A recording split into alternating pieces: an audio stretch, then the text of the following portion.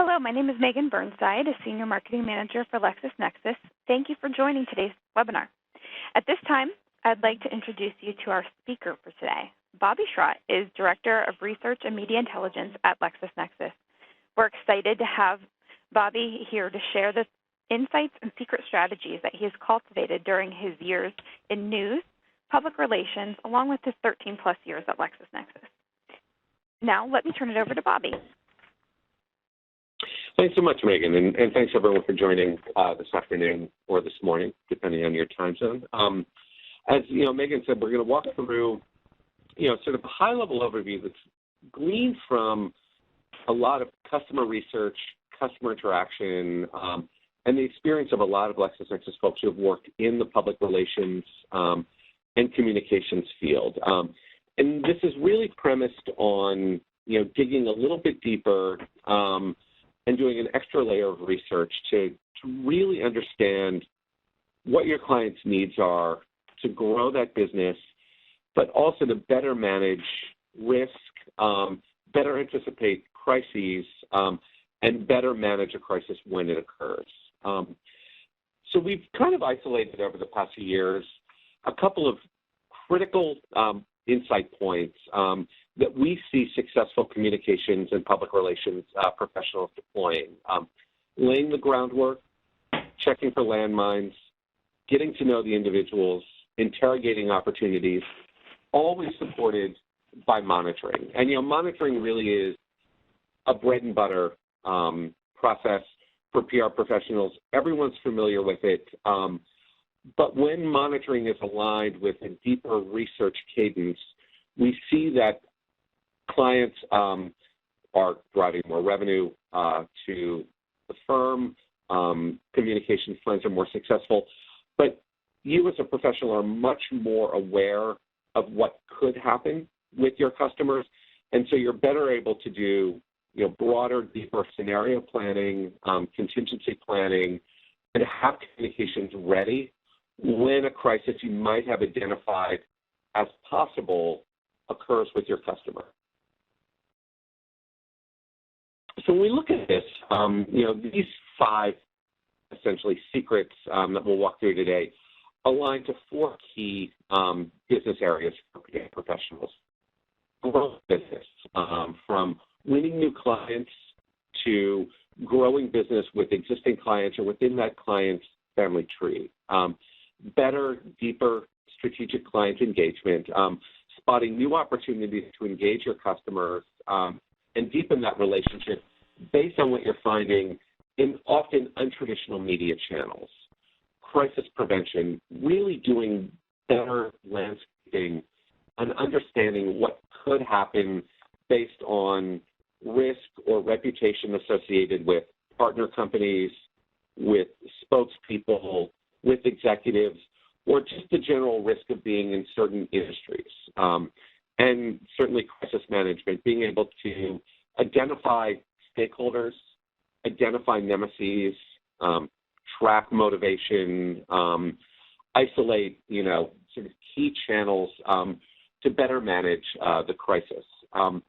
So this is really, so fundamental as a PR professional, is really managing your business from winning clients to mitigating the impact of any crises.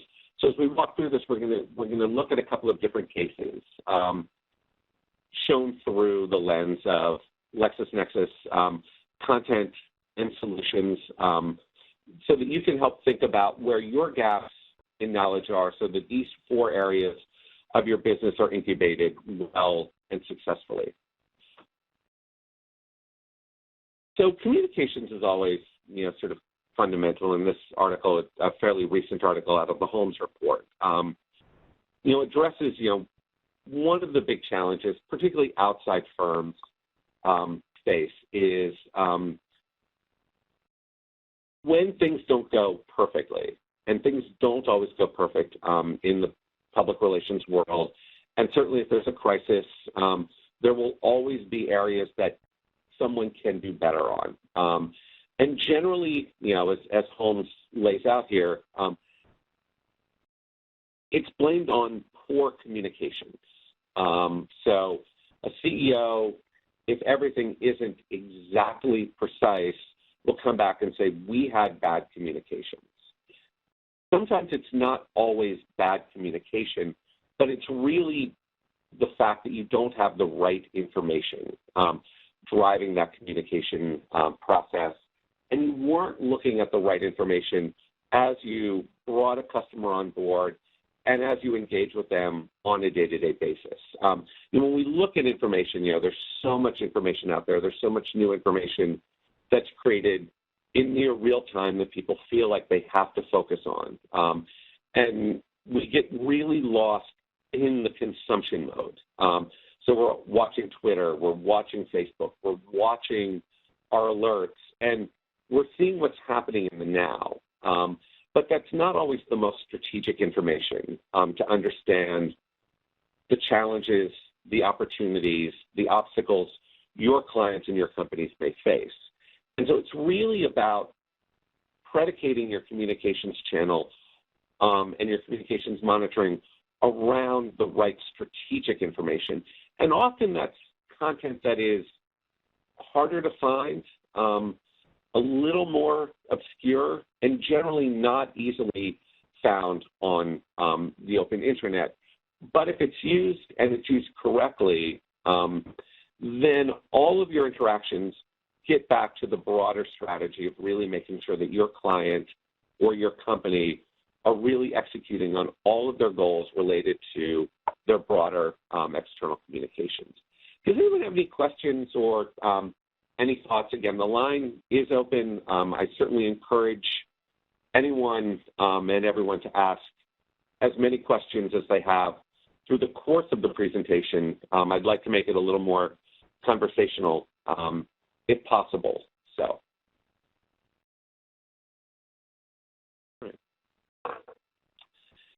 So as we look at, the typical information consumption pattern, it is really going as wide as possible, and then analyzing it, and then turning it into really structured insights, answers, and predictions that you can execute on.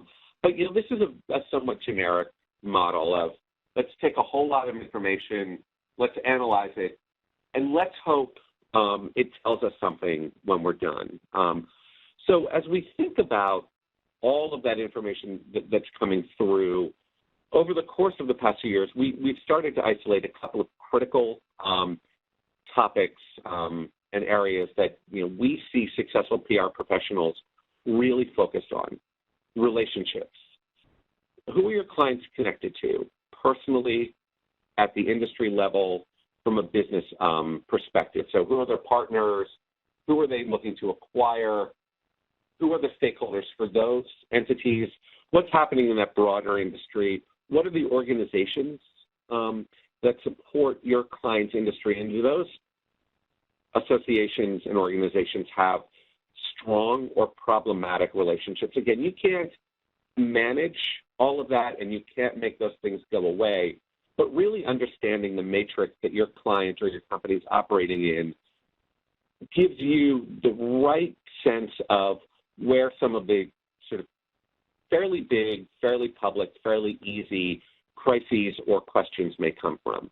Events, really digging deeper into the kinds of events that your clients and your company have faced in the past and potentially will face in the future.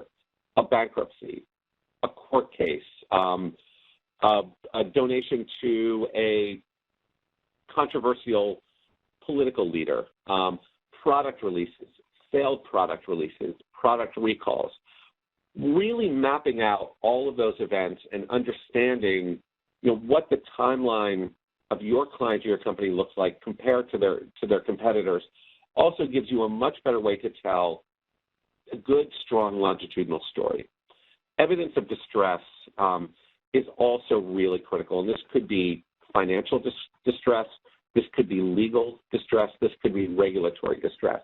But there are a lot of moments that companies face that are purely outside of their control. It could be the collapse of capital markets. It could be a competitor having a product recall and then questions are raised around your company or your client. It could just be the bankruptcy, again, of a competitor that gives your client an opportunity to move into a space where they can drive greater revenue, greater prominence, greater share of voice. History is always important. And, when we engage with our customers, we see that, digging deep is often seen as a luxury. Clients are very demanding. Our bosses are very demanding. We often don't have time to dig 10, 20, 30 years back to understand, who we're working with, where we're working, how a company or an industry or a brand has evolved to the point that they're at today. And doing a deep history shouldn't really be seen as a luxury. It really should be seen as a necessity, so that the more you can place events and people in time, but also make sure that something that happened 20 years ago is not going to come back and haunt your company or your client today, is really critical. When we think about the media, particularly think about investigative reporting, often investigative reporting will dig many decades back to trace the evolution of a situation. So the student debt crisis is a very good example. That's a market that has had a lot of permutations over the last 30, 40, 50 years, and a lot of different government agencies and a lot of different companies have been involved in it. And at one point or another, your client or your company could have been in that space. And knowing that that's a controversial issue and a very big topic in the campaign today, and your company had a level of involvement, the question may never come up. But knowing that it's out there allows you to have a scenario and a response ready if a question pops up. Prominence. Prominence is a really important thing. How big was a recall? How many people were affected? How big was a layoff at a facility? How big is your client compared to others? And then there's always the big fish in the small pond scenario where you may have a smaller market like Cincinnati, but Cincinnati has a lot of very large companies. So those companies are going to have a disparate share of voice there, and always thinking about where those points of prominence, levels of magnitude around an issue or a company sit. And then always digging very deep to look for motive, opportunity, and need. And this is an area that I see is often overlooked, but particularly when we're talking about activist groups, grassroots organizations, NGOs, there may be more to the story, and we know that there's a lot of AstroTurf organizations out there that are not necessarily legitimate voices of the citizenry or consumers, but they really are paid for a particular interest group or a competitor company.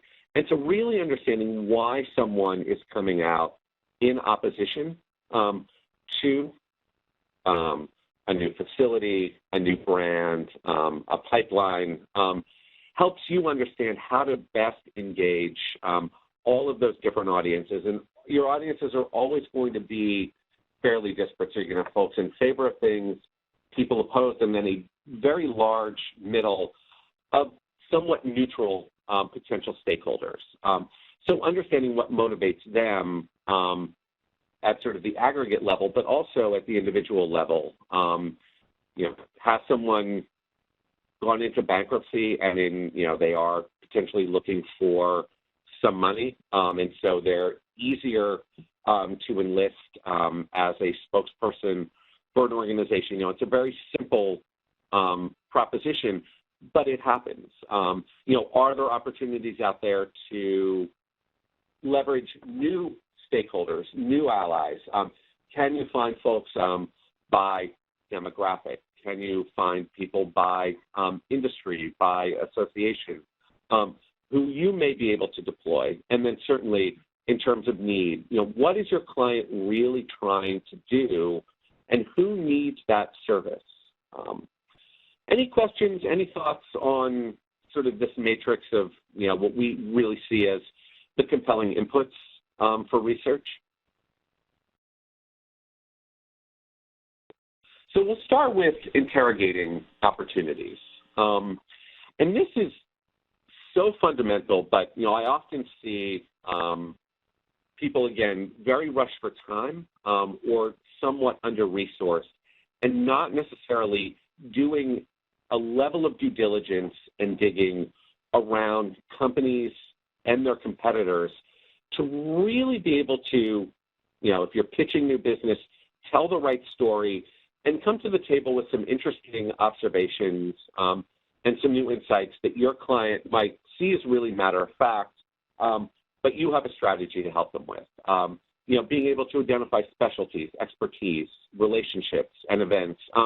And we collect from our customers what we call our need statements. And as we work with customers, we ask them what they need. And this really helps us guide our product development, our content acquisition strategy, but also our broader engagement with customers. We know what we really want to help them with. And some of them are really fairly fundamental, but that we hear them so often tells us that resources are not always aligned within our client organizations. So, simple benchmarking, how is my client positioned in their market? How are they positioned against their competitors? Are they financially viable? And again, that could be a comparative metric. I need to see if a customer really is a viable entity. Do they have enough money? Do they actually have sales? Do they have an employee base?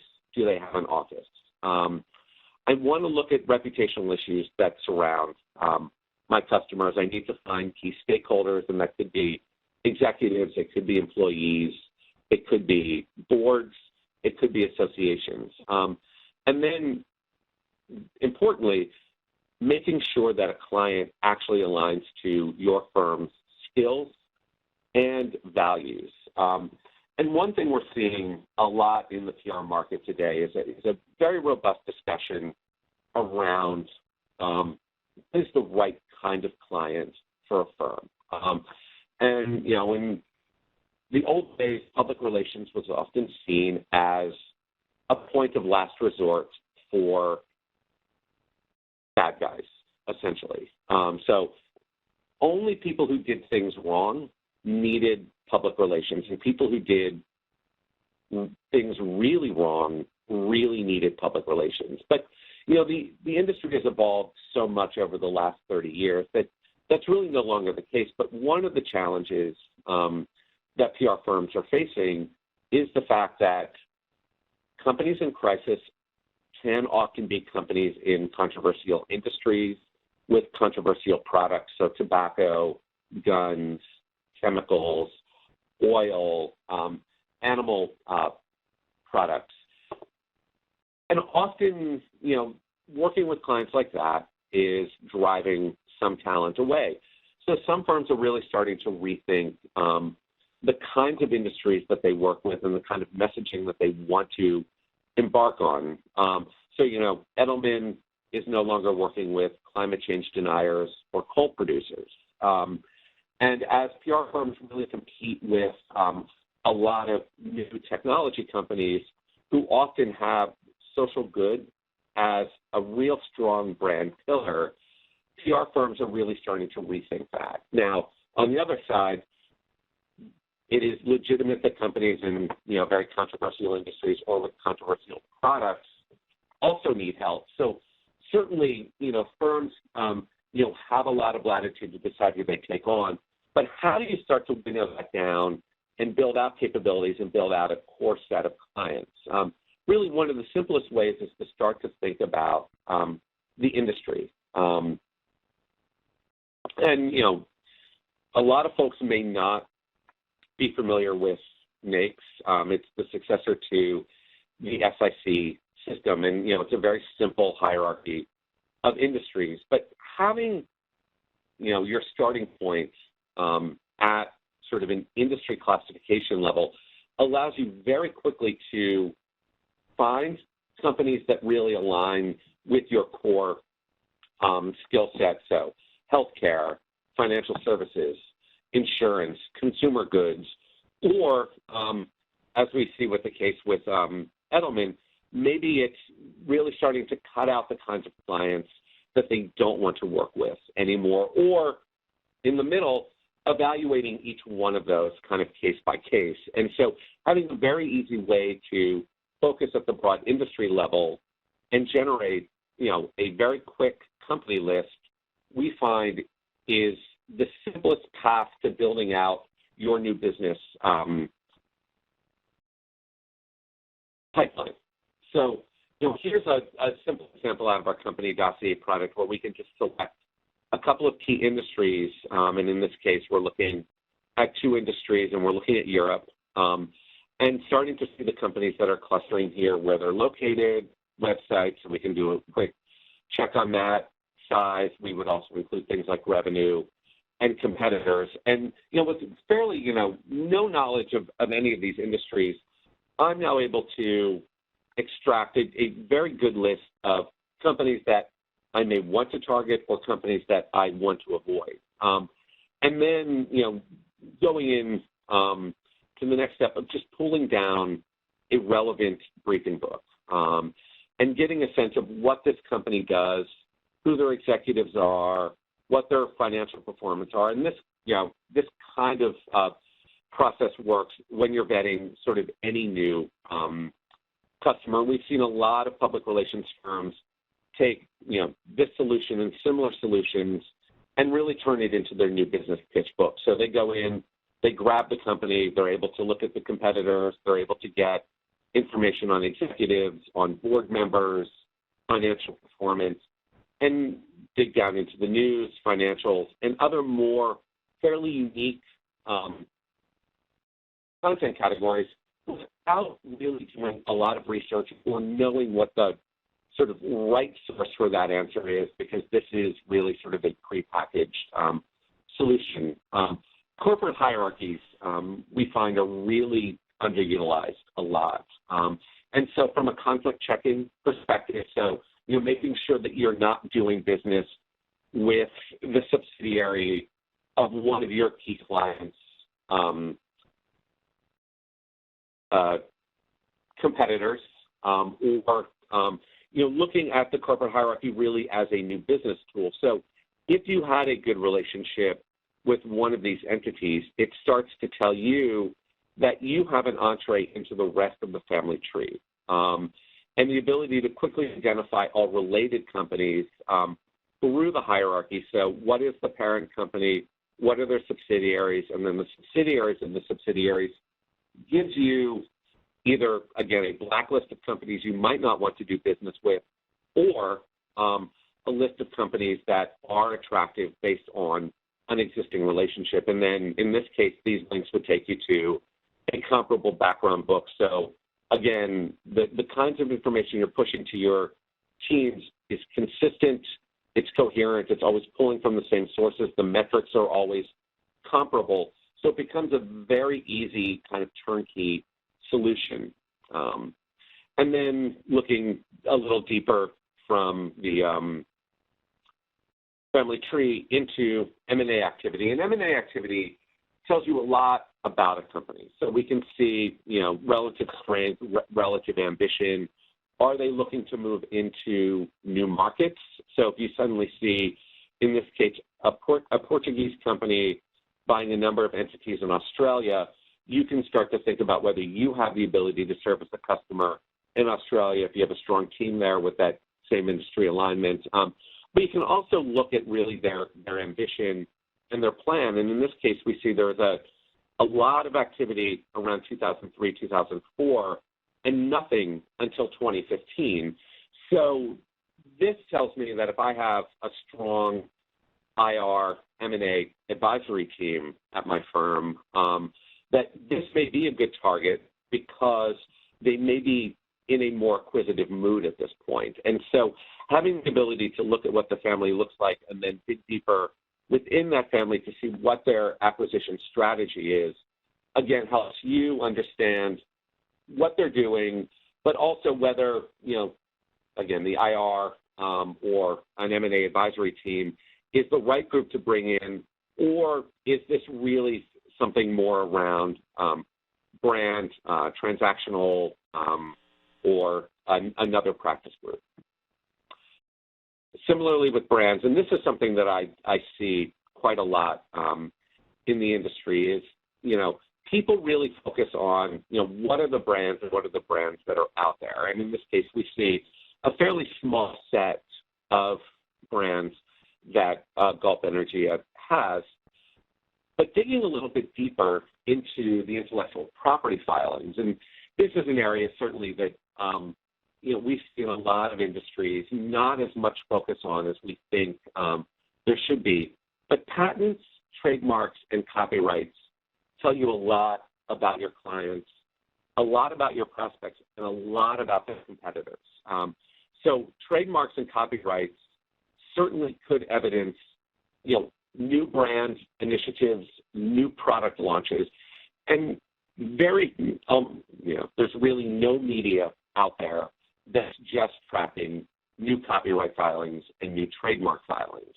But if you're watching this for your clients and you're watching their competitors, you have an edge out, because you can then understand whether one of your client's divisions may be embarking on a new market, a new path, a new product line, or their competitors are moving into a new space, and it may be one that you want to guide your clients into, or you want to advise your clients to stay out of.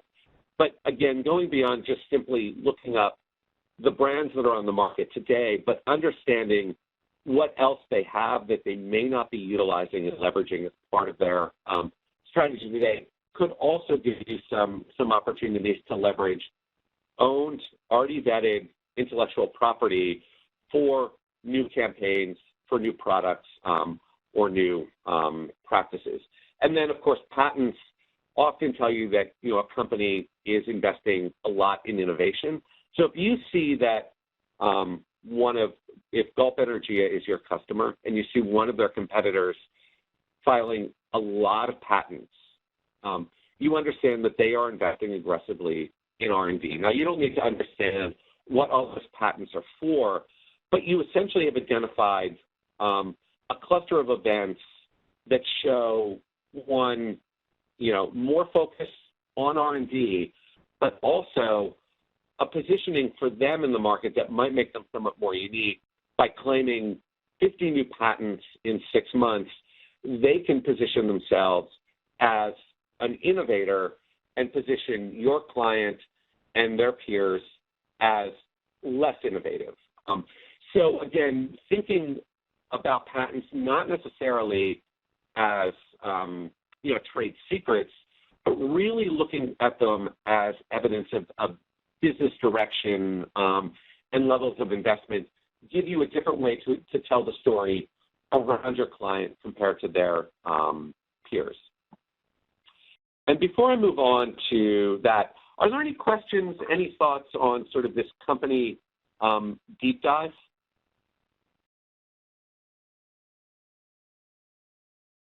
All right. Well, moving through, then, certainly looking at the regulatory and the legislative environment is important, but often what we see is that this is oftentimes relegated to a government relations group, but regulatory and legislative information is not necessarily just a government relations, just a lobby situation. One of the things that, unfortunate trends in media now is the cutback in coverage, particularly at, say, the state house level. And for some industries, this is really important. So if we think about, say, the insurance industry, insurance is regulated at the state level, while other parts of financial services are often regulated either through independent bodies or at the federal level. But if you're relying on the media just to tell you what's happening in your client space, you may be missing a lot of activity out there. So right now, 71% of U.S. newspapers and 86% of local TV stations don't have anyone covering their state house. So there's a real lack of transparency in the legislative process. So if you're doing more activist or more legislative type activity, you want to make sure that there's awareness around your issues. But if you are working with customers that are highly regulated, you may be missing some really important issues that you can bring to the attention of your client or to your company and give them a better strategy for managing that. So pipelines, very, straightforward example, but pipelines are pretty complicated when you dig down deep into it. And certainly pipelines have become a very big legislative and regulatory issue, both at the state and the federal level. So we have the XL pipeline from Canada, but there's also a regional gas pipeline that's proposed to run through New York, Massachusetts, parts of New Hampshire, and out to the coast. And so there's a lot of focus on pipeline safety, pipeline issues, and whether you're fighting pipelines or you're working with a company that is trying to get a pipeline through, understanding that broader regulatory and legislative context is going to help you think about the kinds of communications and the kinds of stakeholders you need to engage in their strategic engagement. And again, it's not just about government relations, but it's really just about thinking about what's out there, what constraints, and where activity sits. So, running a quick search against state legislation, we're seeing a pretty big cluster of, bills at the state level around pipelines. So North Dakota, certainly with the amount of fracking going on there, has the largest amount of activity. But there's also New Jersey and Montana and Arkansas and New Hampshire and Oregon.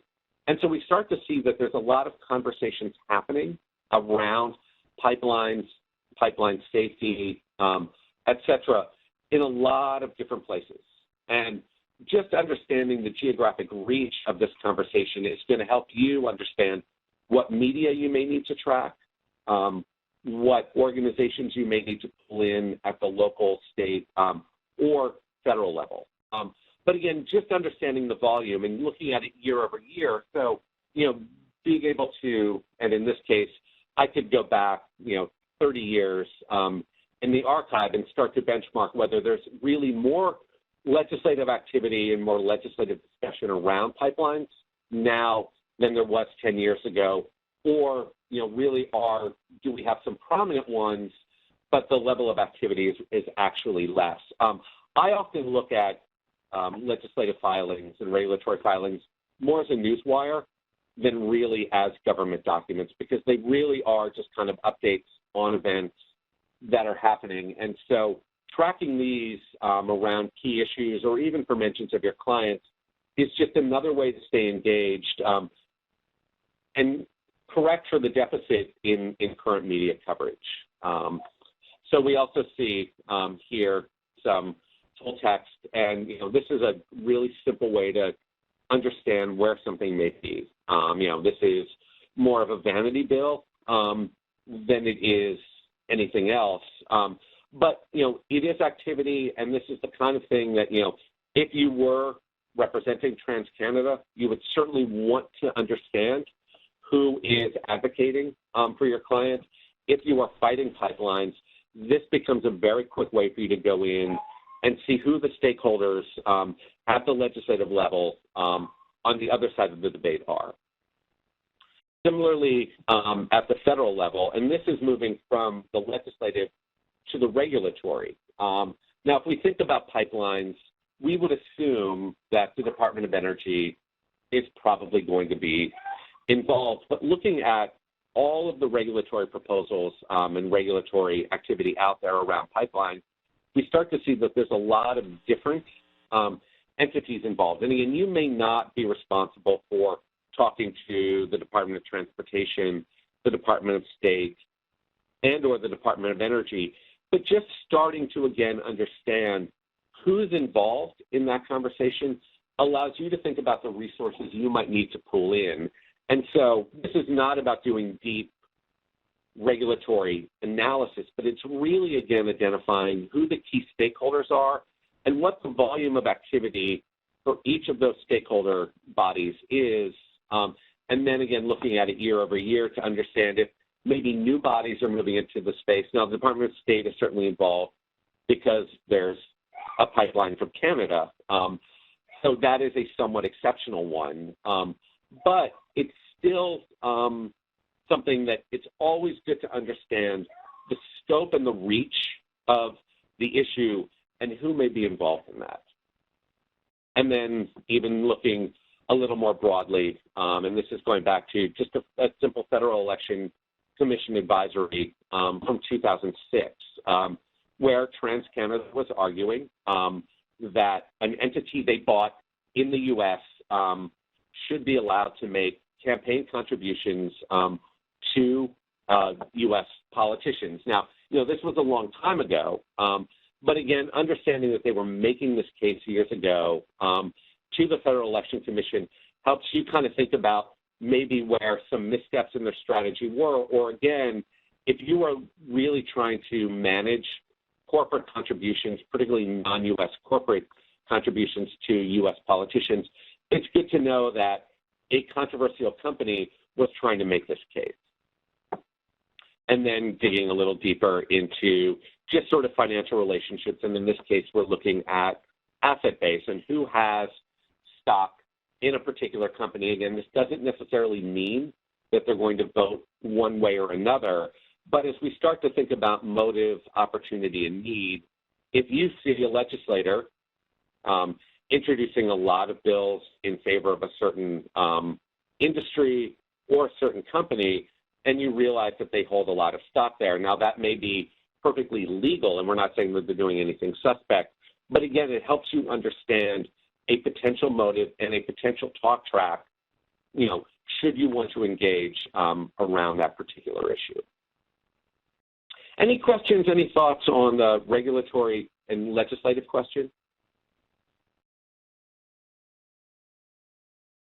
All right, then we move into legal and litigation, and this is really checking for landmines. So one thing to remember with particularly lawsuits, almost no litigation is covered in the media. The courts have so many cases, and cases often take a very long time, and most cases aren't, newsworthy to a mass audience. They may be important to your company and to your client or to their competitors, but they're not necessarily the kind of thing that, you're going to see an enormous amount of coverage around. So legal and litigation often reveals a lot of fairly interesting things. One, just the volume of risk that a certain client has around litigation, but it also helps you find potential nemesis, weaknesses with your clients and their competitors. But you can also really start to see the kinds of business issues and legal issues that companies, executive, brands, and products may face. So again, it really helps you think about the context your clients and your company sit in. But when we think about, say, a nemesis, if you really want to get some information on a person or some deeper background on a company and you don't want them to know that you're asking questions, a great way is to find someone who sued that company or was sued by that company or person and lost.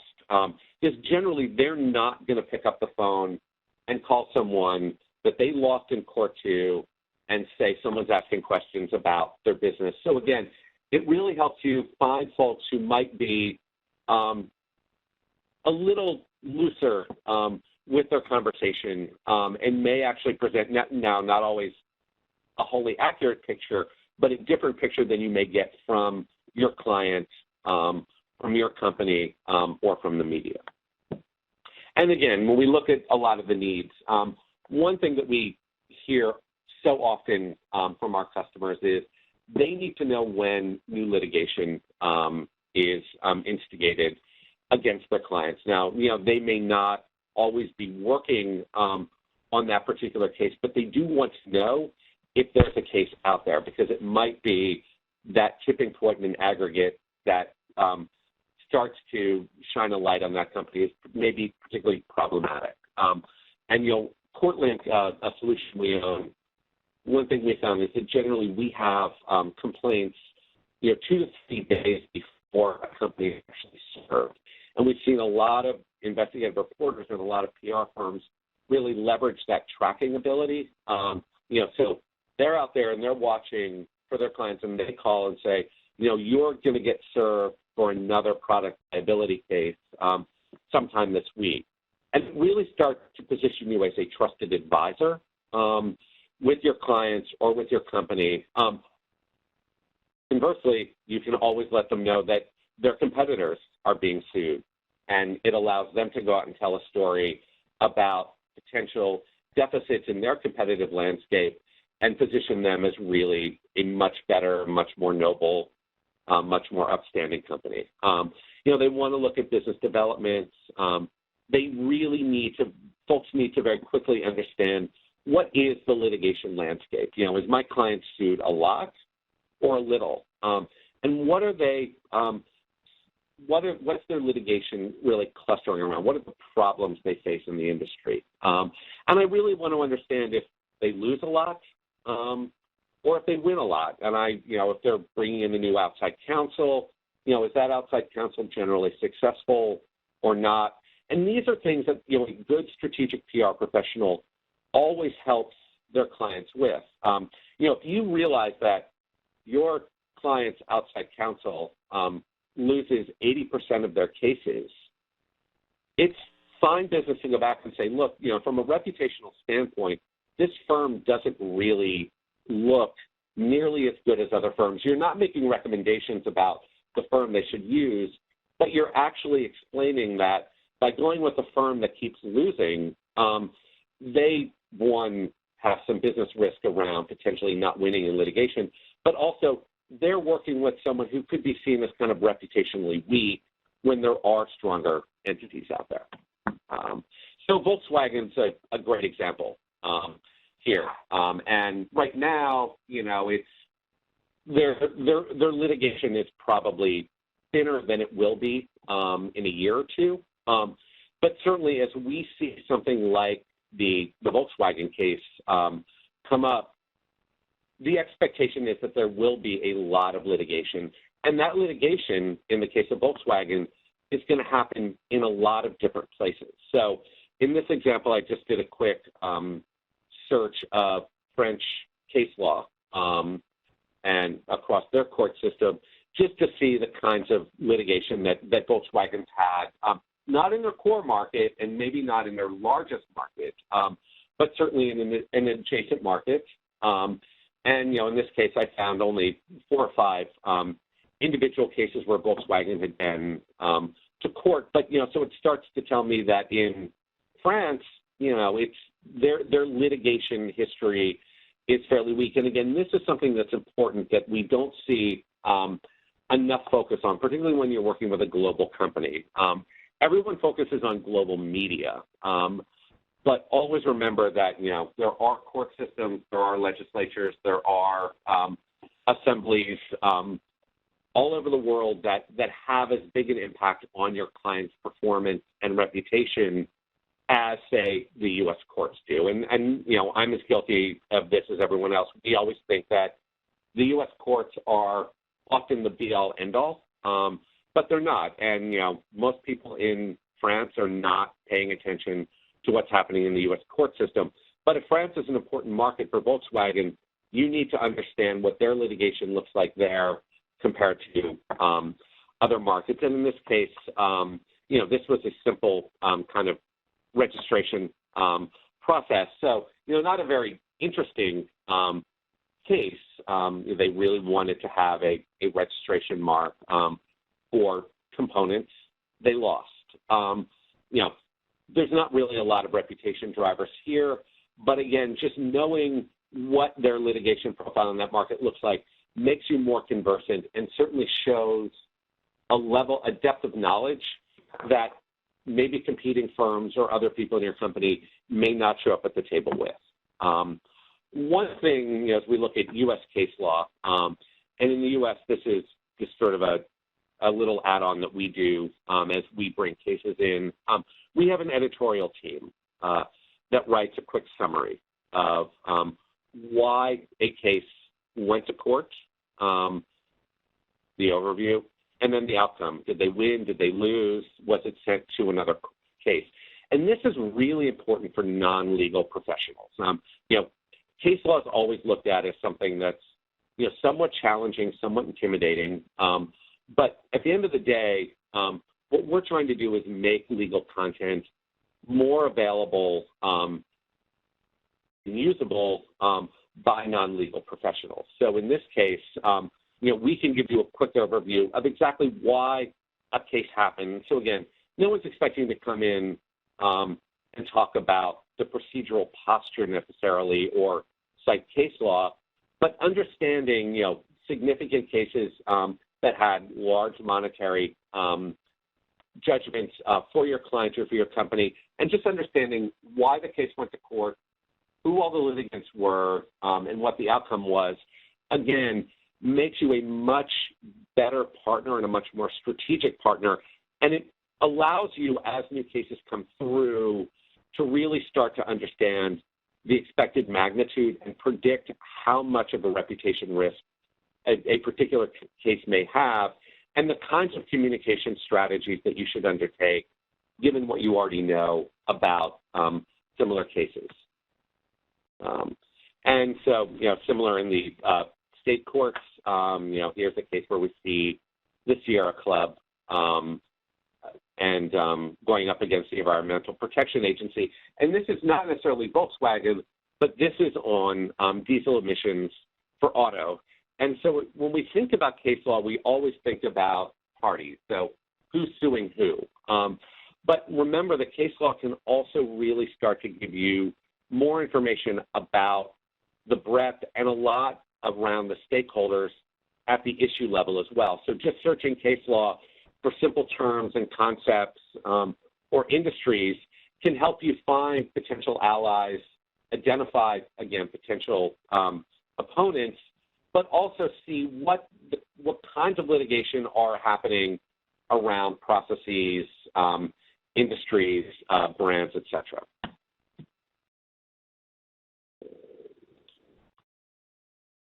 And then here's just a simple example of, with CourtLink, we're able to go in and pull, and in this case, it's all their U.S. district court that we're seeing here, and, by area of law. So very quickly, we can look at Volkswagen, and if I was representing Volkswagen, I would see, well, fraud is their largest area of litigation, product liability, and then, contract law. And then there's other areas around trademarks and antitrust issues and product liability. But this very quickly helps me understand the kinds of experts, the kind of knowledge I need to build. So if I don't really understand product liability law, reading an article or two just to get a sense of what the dimensions of that area of law are is going to help me be more conversant. And then comparing them to a competitor, in this case, Mercedes, we see that, 17 of Volkswagen's cases were around patents, while 83 of Mercedes were around patents. So if you were representing Volkswagen in a patent case, often, clients do things that may be found to be incorrect or illegal. So often what you need to do is point out that while they may have committed an error, they haven't committed as many errors in that area as their competitor. So again, understanding whether your client is exceptional in terms of their litigation and what their litigation looks like helps you tell a much stronger story whenever future litigation comes up. And then I'll jump into public records here. And public records is an area that, there's, generally not a lot of awareness in the PR space, but certainly we think public records from a strategic communication standpoint are really beneficial. You want to find nemesis. You want to look for weaknesses, bad acts, motivations. You want to find hidden assets and unreported problems. And public records gives you a lot of information that are not always reported through the media. Financial services gives us a pretty good paradigm of politically exposed persons, and these are government officials, their families, et cetera. And then UBS has a really interesting concept of a reputationally exposed person. So you might still do business with someone, but you understand that they bring to the table certain challenges from a reputation. Maybe it's the country they're from, maybe it's the industry they're in, maybe it's prior associations with companies, but always thinking about the reputation that people bring. And there's two kind of interesting cases that we see here. People don't always tell the truth.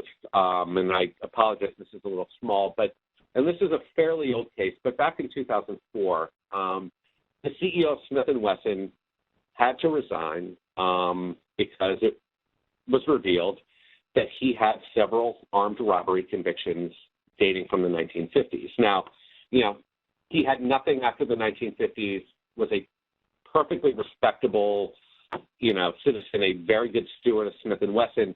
But as a gun manufacturer, you can't have someone who has an armed robbery conviction as your CEO, regardless of their performance. And so a little bit of due diligence goes a long way in preventing what was at that point a very big reputational crisis and a real communications challenge for the client. Now, his answer was nobody had ever asked the question. Well, when we meet most people, we don't ask if they've ever committed an armed robbery. So it's really incumbent on us who are helping companies manage the reputation to ask the questions, but not always of the people, but of the data itself. And another example would be a recent non-hire at Dartmouth College, where someone was hired into the professor of Native American Studies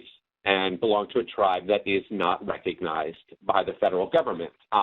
And so federally recognized Indian tribes came back and said, wait a minute, this is a made-up Indian tribe of folks who really do not have Native American ancestry. And so it became a reputational challenge and a big communications challenge for Dartmouth.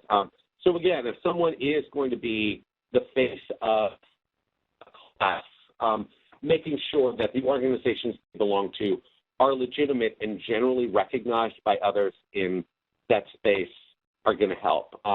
So as we look at public records, so there's a lot we can find that often isn't revealed, again, through typical media or even company profiles, things like aircraft ownership, property ownership, weapons. So if you're working with a drug company and you have a pharmacist you're working with who's going to be the face of the company, making sure that they are actually who they say they are. If you're representing a sportsman's organization and you're going to have a spokesperson, make sure they actually have a hunting or a fishing license.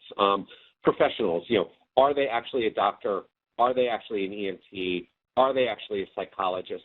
These are very simple things that often create problems that are far larger than the issue itself.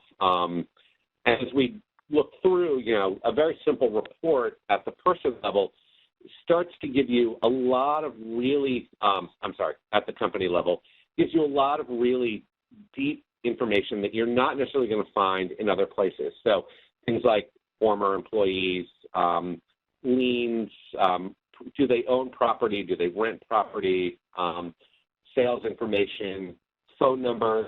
One thing we find a lot is that, companies with really big problems may create either front groups to lobby on their behalf or their industry, and they make the simple mistake of registering that front group at their business address. So a simple location search helps you find all related entities, and you might actually find that there are companies that are picking you to be a client that are really just another form of a company you've stopped doing business with in the past. And then, of course, digging deeper into things like judgments and liens, what professional licenses may be held at the organization, who are the associations, what people are clustering around that company. And here's, another example here. And so we can also start to dig into, do they own an airplane? Who's the registered agent, possible employees, possible connected businesses, business associates, et cetera. And so by digging, through sort of the public record world, you start to find a lot of information that generally isn't unearthed through traditional media channels. And for the sake of time, this is on monitoring, and I think we are, and I apologize, we are just at 1 minute before. So I will share this with folks, but I did want to, as a wrap-up, walk through, sort of where we see this kind of deeper research aligning with your business needs. So from a new business perspective, just again, making sure you really have a strong understanding of the company, their performance, their competitive position. Quickly create briefing books so everyone on a pitch team is on the same page. Making sure that your clients align with your values and your focus, and being able to really deepen your relationship in key strategic areas. From a strategic client engagement, understand what your company has. Are there assets that they're not utilizing today? Are there stories you can tell around their partnerships that they may not have thought of?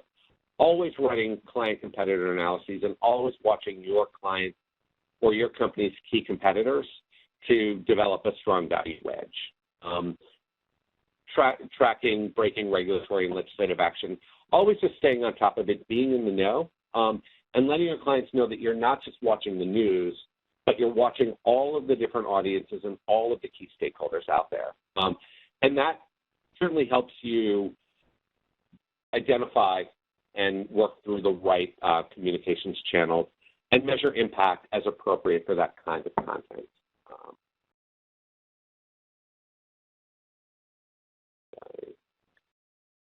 I apologize. And we do have the poll here. Crisis prevention, making sure you understand all the key performance metrics out there. You're benchmarking company weaknesses and competitor strengths before a crisis happens. You're identifying potential nemesis and allies, again, before a crisis happens. And you're vetting stakeholders, spokespeople, and partners. Again, it doesn't mean that you won't hire someone, but if you know someone has a drunk driving conviction, they might not be the right spokesperson for Mothers Against Drunk Driving, but they might be the right spokesperson for something else.